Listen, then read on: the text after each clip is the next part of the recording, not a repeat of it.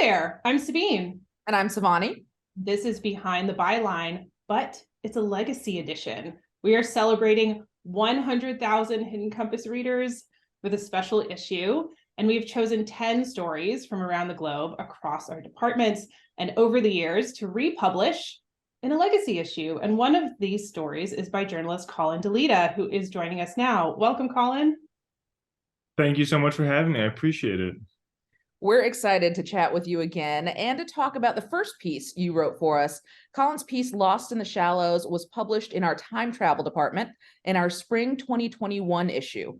In the story, Colin dives into the waterways of the Bengal Delta to track the vanishing act of the enigmatic Ganges shark. What first inspired you to write this story, Colin? The first thing that caught my eye about this story was just when I read in some shark study that I was just kind of perusing because I was looking for story ideas, and I came across this shark that had the last two sightings of it were separated, if I'm remembering correctly, by something like a century. And so or two of them, I guess there have been more recent sightings after that more modern sighting, but there were two sightings that were a gap of a century or so. And I thought, what on earth happened there that the shark was spotted in one century and then just kind of vanished from at least any known human eyes for that long, but didn't actually go extinct? It like piqued my interest, and I figured it would pique some other people's interest. So I said, why not see what we can do with that? Yeah, that was one of the reasons we were really drawn to the pitch and excited about the story, to see what had happened to the shark and to see what's happening with all the characters who are searching for the shark. And we had our reasons for picking this story for the legacy issue. But Colin, why do you think spotlighting a piece like this is important?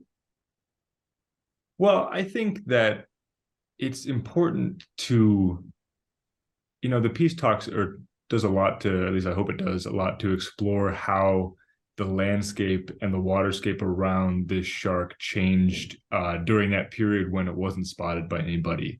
And so I think it's important to kind of illustrate the types of environment that animals often flourish in, and how much people have done over a pretty insignificant time period to alter and often destroy that environment to the point that those animals cannot function in them.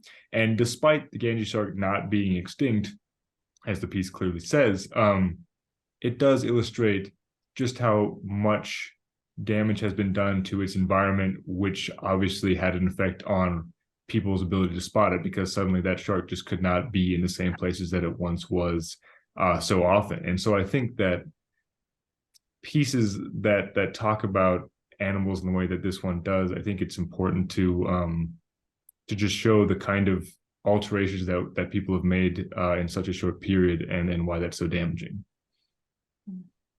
Yeah, definitely. And we published this piece in early 2021, and I'm wondering, how does this story resonate with you now? You've started to talk a little bit about that in your last answer, but how does it resonate with you now, and has anything changed?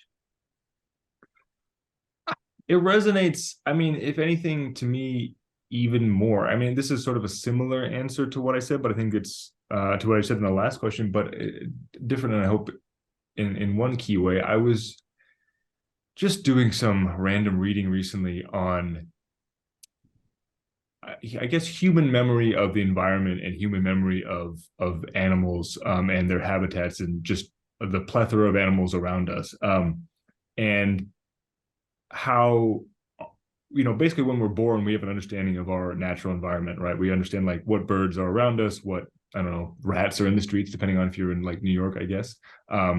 But you understand what animals are around you only by that frame of reference, right? And I think it's easy to forget that, not that long ago, there were bird migrations in the US that blotted out like the sun for 3 straight days.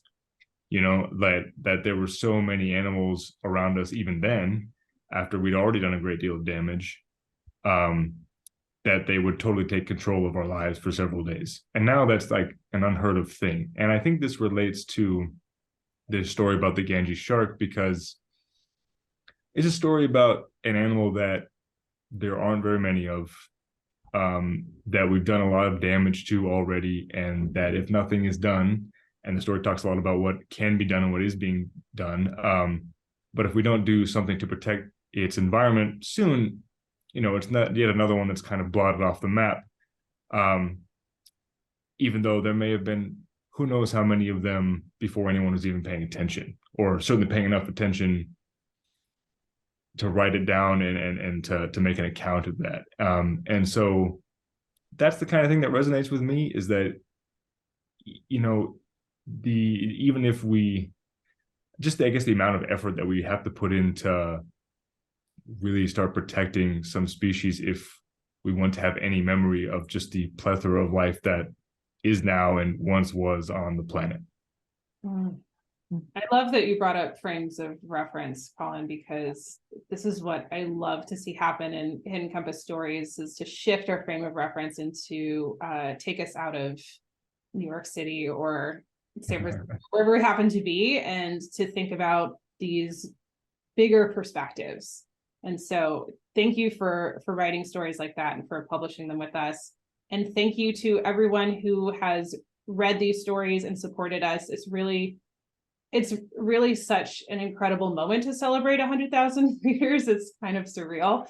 And so just thank all of you. And for those who haven't read Colin's first story with us, some of you might have read his more recent story, you should check out this piece. And we are relaunching the patronage campaign for it. So if you didn't have the chance to support the first time around, or even if you did and you just feel extra generous and you're excited about this partnership, please contribute. 50% of the proceeds will go to Colin. The other 50% will go to Hidden Compass, so we can continue to publish stories like these.